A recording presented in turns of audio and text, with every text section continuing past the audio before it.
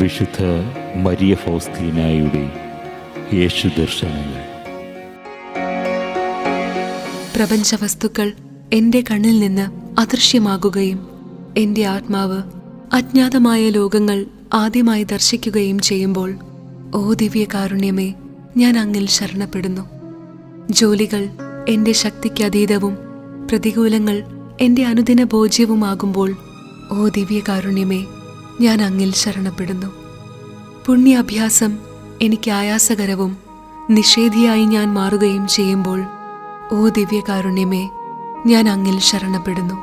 എനിക്കെതിരെ എതിർപ്പുകൾ വരുമ്പോൾ, ഓ ദിവ്യകാരുണ്യമേ, ഞാൻ അങ്ങിൽ ശരണപ്പെടുന്നു. എൻ്റെ പ്രയത്നങ്ങളെയും അധ്വാനങ്ങളെയും മറ്റുള്ളവർ തെറ്റിദ്ധരിക്കുമ്പോൾ, ഓ ദിവ്യകാരുണ്യമേ, ഞാൻ അങ്ങിൽ ശരണപ്പെടുന്നു.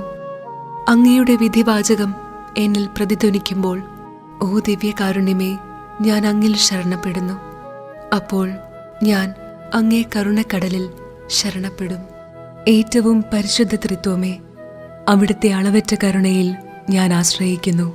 ദൈവം എൻ്റെ പിതാവും ഞാൻ അവിടുത്തെ കുഞ്ഞുമായതിനാൽ അവിടുത്തെ ദിവ്യഹൃദയത്തിൽ എനിക്ക് എല്ലാ അവകാശങ്ങളുമുണ്ട്.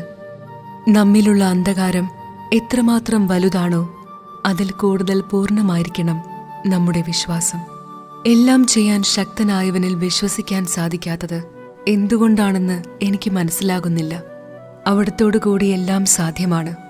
അവിടുത്തെ കൂടാതെ ഒന്നും സാധ്യമല്ല. അവിടുന്ന് കർത്താവാണ്. അവിടുത്തെ പൂർണ്ണമായി ആശ്രയിക്കുന്നവർ ലജ്ജിതരാകാൻ അവിടുന്ന് അനുവദിക്കുകയില്ല.